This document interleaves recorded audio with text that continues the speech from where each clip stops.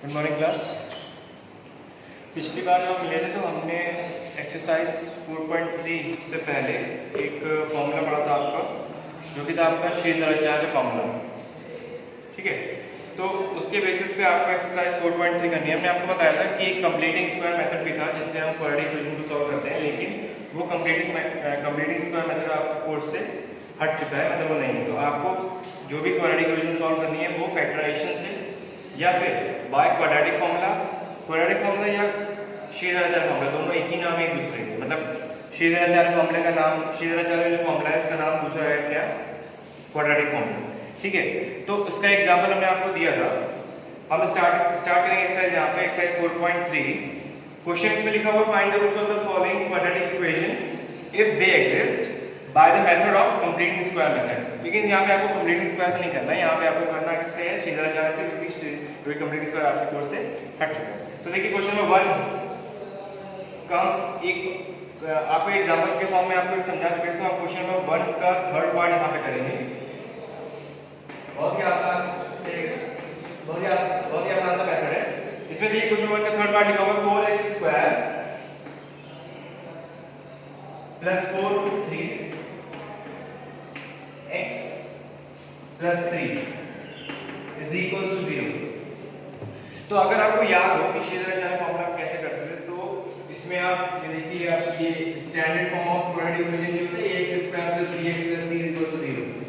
ठीक है, ये होता है स्टैंडर्ड फॉर्म।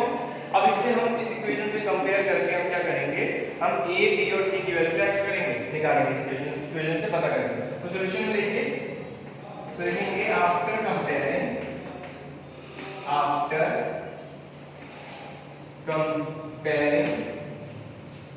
from a = 0,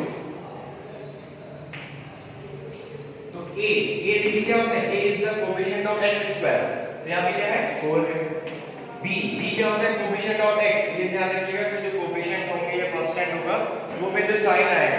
ठीक है, तो देखिए a 4 हो गया आपका, b कितना हो जाएगा आपका, प्लस का, ये प्लस है तो प्लस का 4 √3 हो जाएगा, और c कितना हो जाएगा आपका 3 हो जाएगा। क्लियर, ये आपका हो गया।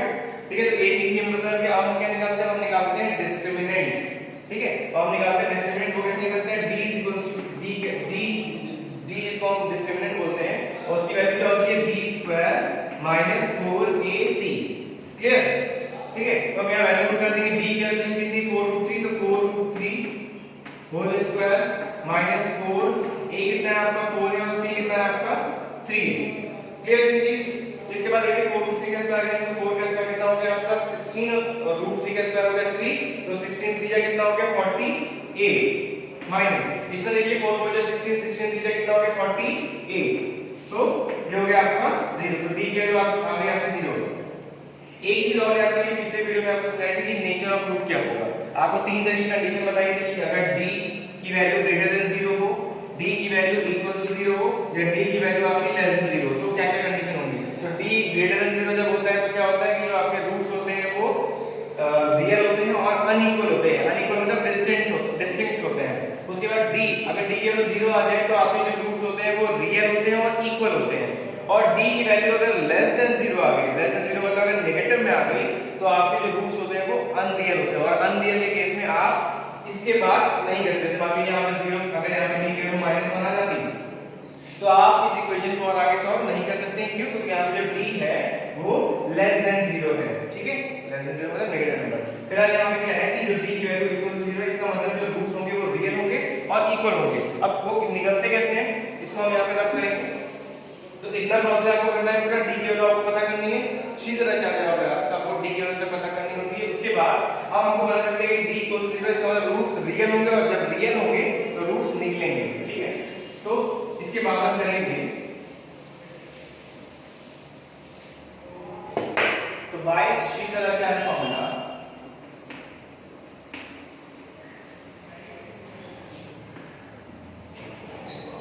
या इसको क्वाड्रेटिक फॉर्मूला भी लिख सकते हैं। बाय श्रीधराचार्य फॉर्मूला x की वैल्यू क्या होती है, -b ±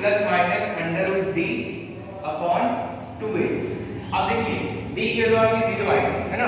d की वैल्यू अगर आपकी 0 आई थी तो देखिए √d भी 0 ही हो जाएगा, ये आपकी निकल गई क्या 0 हो गया, रूट डी आपको 0 इसका मतलब ये वाला टर्म तो क्या हो गया, पूरा का पूरा 0 हो गया। तो यहां से आपकी x की वैल्यू यहां पे आप लिख देंगे सिंस d = 0 हेंस आपकी x की वैल्यू हो जाएगी -b/2a, जो दोनों x की वैल्यू हो जाएंगे रूट इस केस में कैसे होंगे, रियल और इक्वल होंगे, तो x की दोनों वैल्यू सेम आएंगी। तो देखिए अब x आ जाएगा आपका माइनस b कितना था आपका, b आपका था 4√3, तो 4√3 अपॉन 2a और 2 और a कितना था आपका 4 था, तो ये हो गया आपका 4, तो ये 4 से 4 कट गया, तो आपका x की वैल्यू आ गई -√3/2, ये आपका क्या हो गया आंसर।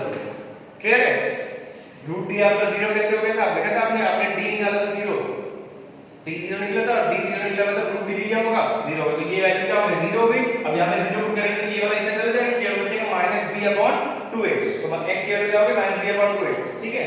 तो -b हमने वैल्यू पुट कर दी और 2 और a की वैल्यू पुट कर दी 4, तो ये सॉल्व होके रूट से बाउंड आ गया, और क्योंकि d की वैल्यू 0 आई थी इसलिए जो x जो रूट्स होंगे यानी x की वैल्यू होगी वो दोनों क्या होगी इक्वल होगी, इसका मतलब x की वैल्यू दोनों जो दो x की वैल्यू लिखेंगे ना, तो दोनों x की वैल्यू क्या होगी -√3/2।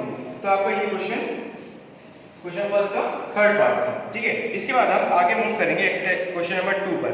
इसमें देखिए लिखा हुआ है कि find the roots of the quadratic equation given question 1 by applying the quadratic formula, मतलब आपको वही चीज दी हुई है, क्वेश्चन 1 में आपको कंप्लीट स्क्वायर मेथड करना था, तो क्वेश्चन नंबर 2 में आपको जो क्वेश्चन 1 में जितने पार्ट दिए हुए हैं उसको बाय क्वाड्रेटिक यानी क्वाड्रेटिक फार्मूला से करना, मतलब क्वेश्चन 1 और क्वेश्चन 2 एक ही है। पहले पार्ट में आपको कंप्लीट स्क्वायर लगाना था कि नहीं करना है, और दूसरे पार्ट में आपको क्वाड्रेटिक फार्मूला लगाना है, मतलब सीधा चाल लगाना है, वो हमने आपको बता दिया। इसलिए क्वेश्चन नंबर 2 में भी कुछ नहीं करना है, मतलब वही पार्ट सॉल्व करने थे by quadratic formula. Question number 3 पर आइए, लिखा है find the roots of the following questions. अब देखिए ये वाला क्वेश्चन है,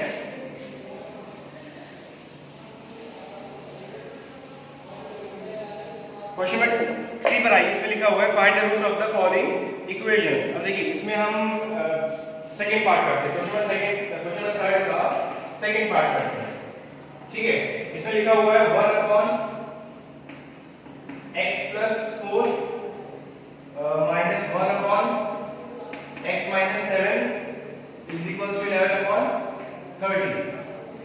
या कोई इक्वेशन देख लिया और लिखा हुआ है x is not equals to -4 and 7, ठीक है, x is not equals to -4 and 7, तो x वैल्यू -4 और 7 नहीं हो सकती, ठीक है। अब देखिए इसको सॉल्व करना है आपको, तो पहले आप इसको एक क्वाड्रेटिक इक्वेशन बनाएंगे, तो क्या करेंगे हम यहाँ पे हम एलसीएम लेंगे, तो एलसीएम लेंगे तो यही आ जाएगा x + 4 और x - 7, आइए तो इधर सेम रहेगा, कुछ नहीं होना इधर। इसमें सॉल्व करेंगे तो ये इससे ये इससे कट जाएगा, तो ये इधर मल्टीप्लाई हो जाएगा, x - 7 का 1 हो जाएगा, x - 7 आ जाएगा, ठीक है। फिर माइनस अब ये इससे कट जाएगा, ये x + 4 का 1 हो जाएगा, क्या हो जाएगा x + 4। क्लियर है ये चीज, ठीक है, सिंपल सा एलसीएम और कुछ नहीं है, ठीक है। इसके बाद अब यहाँ पे इनको आप मल्टीप्लाई कर लीजिए, x का x में कितना हो जाएगा x² हो जाएगा, x का -7 में तो -7x हो जाएगा, फिर 4 का x में तो +4x हो जाएगा, और +4 का -7 में तो -28 हो जाएगा। इधर क्या करेंगे, इधर ब्रैकेट करेंगे तो x - 7 - x और -4, देखिए x - 7 माइनस ब्रैकेट में तो -x हो गया और माइनस + -4 हो गया, ठीक है। तो ये इक्वल टू क्या आ जाएगा 30, ठीक। -x और +x आपका क्या हुआ कट गया, ठीक है। -7 - 4 माइनस क्या होता है प्लस होता है, तो -7 - 4 मिलके क्या हो गया -11, तो ये हो गया आपका -11 अपॉन इसको क्या हो जाएगा, ये लीजिए x कितना हो जाएगा -7 + 4 कितना हो जाएगा -7 + 4 माइनस + माइनस 7 में से 4 के कितना बचेगा 3 बचेगा, और माइनस साइन आएगा तो -3x और -28 इक्वल टू यहां कितना आ जाएगा 11/30।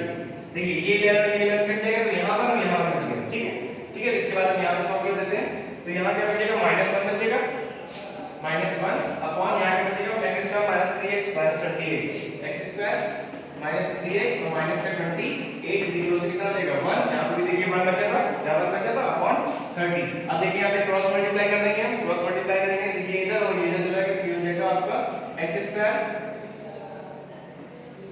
-3x -28 इज इक्वल टू ये कितना हो जाएगा 30 into -30।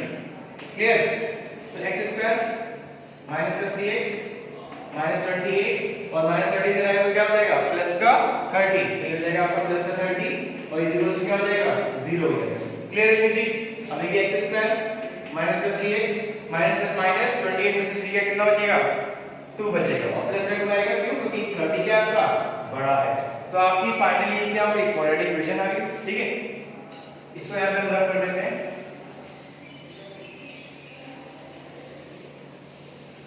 ठीक, अब इसको आपको बाय क्वाड्रेटिक फॉर्मूला सॉल्व करना है। ठीक है, तो यहाँ क्या करेंगे आपने कंपेयरिंग आफ्टर कंपेयरिंग a कितना दे दिया है a यहाँ पे x स्क्वायर कोएफिशिएंट कितना है 1 है यानी 1 आ गया। b कितना आ रहा है b देखिए -3 हो गया और c कितना आ रहा है आपका 2 आ रहा है।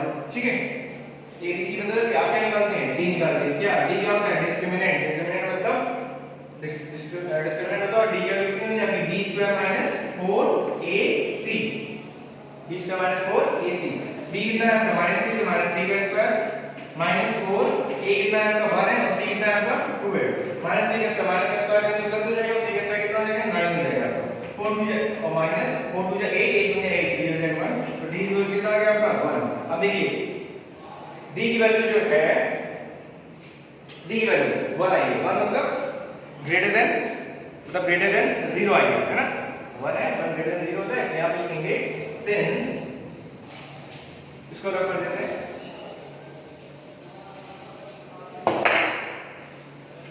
देंगे since d is greater than 0 तो hence roots are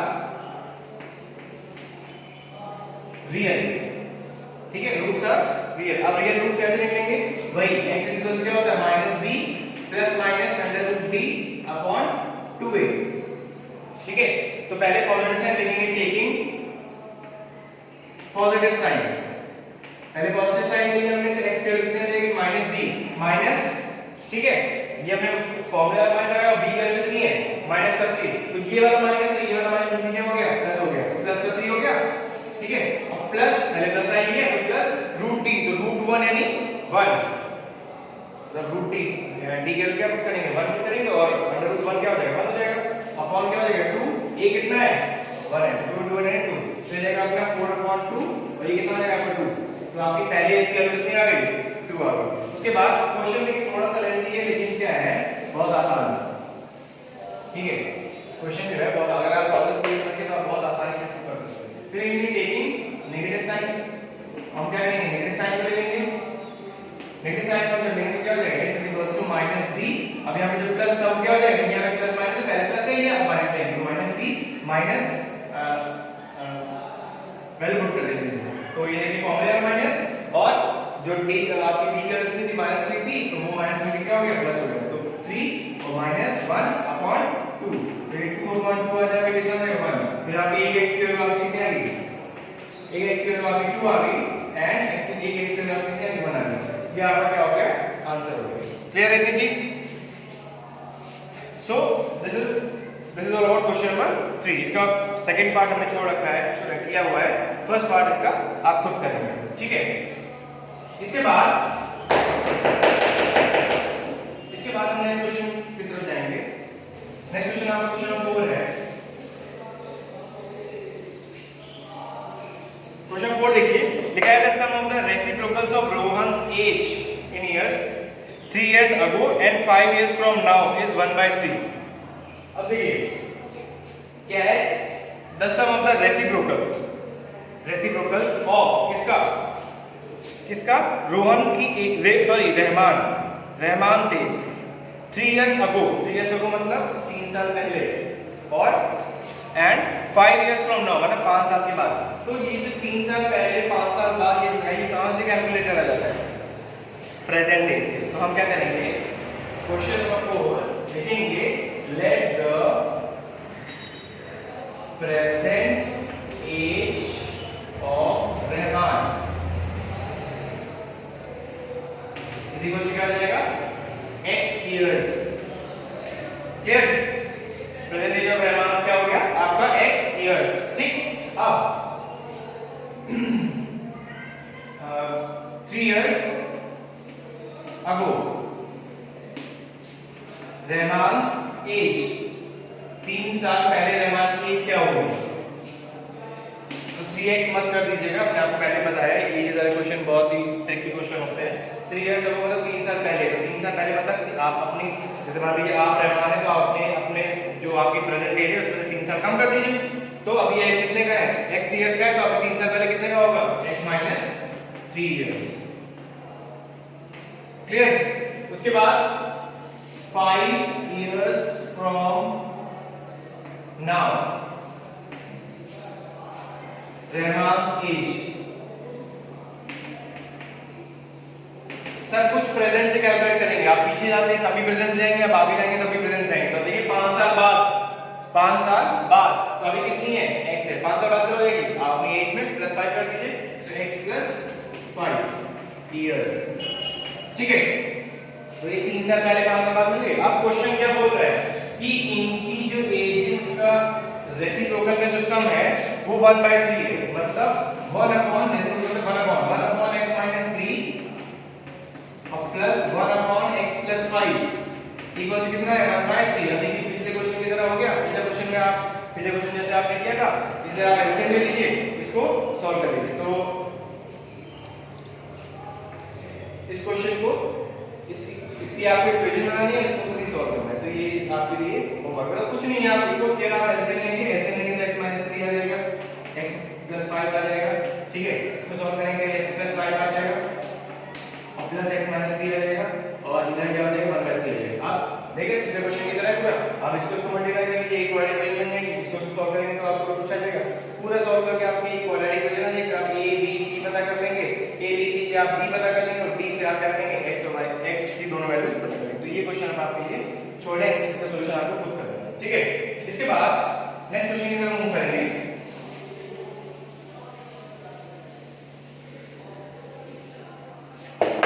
क्वेश्चन लिखा हुआ है, नेक्स्ट क्वेश्चन है आपका, in a class test the sum of Shefali's marks in mathematics and English is 30। एक क्लास टेस्ट हुआ जिसमें शेफाली के मैथ्स और इंग्लिश में जो टोटल मार्क्स थे वो 30। Had she got 2 more marks in mathematics and 3 less marks in English, the product of their marks would have been 210। अब देखिए क्वेश्चन 5 देखिए लिखा है, एक टेस्ट हुआ जिसमें शेफाली को मैथ्स और इंग्लिश मिला के 30 मार्क्स मिला। देखिए हमने शुरुआत आपको बताया, जब ये चैप्टर स्टार्ट कर रहे थे हमने शुरुआत बताया था कि क्योंकि ये क्वाड्रेटिक इक्वेशन है इसलिए इसमें एक वेरिएबल आएगा। ठीक है, तो आप शेफाली के मार्क्स इंग्लिश और मैथमेटिक्स में अलग-अलग मत मान लीजिए, एक में x एक में y, नहीं एक ही मान रहे हैं। तो देखेंगे let the Shefali's marks in maths, इसको मैथ्स में करेंगे। ठीक है, अब देखिए मैथ्स में और इंग्लिश में कितने मिला के 30। तो अगर इसको मैं x लेट ले लीजिए, ये कितना हो जाएगा, ये आपका हो जाएगा 30 माइनस x हो जाएगा। तो ये जो इंग्लिश के मार्क्स में कितना हो जाएंगे, 30 माइनस x। तो शेफालीज मार्क्स इन मैथमेटिक्स कितना हो जाएगा, x, और इन इंग्लिश कितने हो जाएंगे, 30 माइनस x। ये हो गए, एक ही वैल्यू में हो गया। अब क्या लिखा है, had she got 2 more marks in mathematics। तो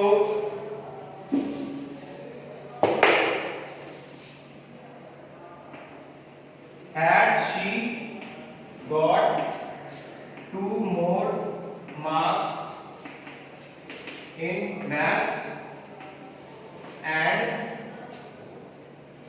3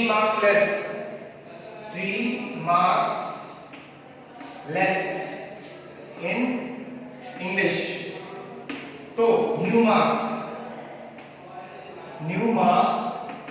in maths, दो मार्क्स उसको एक्स्ट्रा मिले मैथ्स में। तो देखिए अभी पहले कितने थे, x थे, अब 2 एक्स्ट्रा हो गए तो मतलब क्या हो गया, x + 2। ठीक है, और न्यू मार्क्स इन इंग्लिश, पहले इंग्लिश में कितने थे, पहले इंग्लिश में 30 माइनस x, अब उसमें क्या हुआ है, 3 नंबर और कम हो गए। तो 30 माइनस x पहले थे, 3 नंबर और कम हो गए।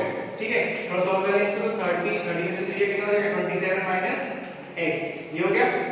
तो ये इंग्लिश के नए मार्क्स और ये मैथ्स के नए मार्क्स और ये इंग्लिश के नए मार्क्स। अब जो ये मार्क्स है उनका प्रोडक्ट कितना है, तो लिखेंगे अकॉर्डिंग टू क्वेश्चन, इनका प्रोडक्ट कितना है, मैथ्स और इंग्लिश मार्क्स का, तो x + 2 और 27 माइनस x, प्रोडक्ट कितना है इसका, 210। ठीक है, x को 27 में मल्टीप्लाई करेंगे तो जाएगा आपका 27x, x का x में माइनस x स्क्वायर, 2 का 27 में किया तो हो जाएगा 54 और ये माइनस का 2s इज इक्वल टू कितना आ जाएगा 210। ठीक, क्लियर है? इसके बाद इसकी भी हम इक्वेशन बनाएंगे और इसका सॉल्यूशन आपको करना होगा। ठीक है, अब इसको थोड़ा सॉल्व करें आगे। तो ये माइनस एक्स स्क्वायर, देखिए यहाँ पे x के दो टर्म आ रहे हैं, ये वाला आ रहा है, ये वाला आ रहा है। तो 27 माइनस 2 कितना हो गया 25x minus x square plus का 54 और इज इक्वल कितना हो जाएगा 210। इस पूरे में x स्क्वायर नेगेटिव आ रहा है, पॉजिटिव आना चाहिए। तो क्या करेंगे, इस पूरे को उठा के इन तीनों टर्म को उठा के करेंगे उधर भेज देंगे। तो x स्क्वायर नेगेटिव का पॉजिटिव हो गया, 25x पॉजिटिव है नेगेटिव हो जाएगा, 54 पॉजिटिव है नेगेटिव हो जाएगा। ये यहीं पे था, तो ये प्लस का 10 होगा और ये माइनस का क्या हो जाएगा 54 इक्वल कितना हो जाएगा 0 हो जाएगा। ठीक है, तो x स्क्वायर माइनस का 25x और देखिए प्लस माइनस माइनस 210 54 ये कितना हो जाएगा 156। 210 में आपका 54 गया 6 और ये हो जाएगा 5 156। तो आपका क्या 156 0 कितना हो जाएगा 0। ये आपकी इक्वेशन बन गई। उसके बाद वही काम सीधा चार फॉर्मूला, पहले a b c बना देंगे। a1 है, c आपका b 25 है -25 और c कितना है 156। ठीक, उसके बाद b निकालना है, b का मान 4 इसी से उसकी वैल्यू पे डिपेंड करेगा कि आपके रूट्स कैसे होंगे। उसके बाद आपको रूट्स निकालेंगे, तो इसके बाद आपको खुद सॉल्व करना है। इसके बाकी का काम हम नेक्स्ट वीडियो में करेंगे। Okay, thank you class.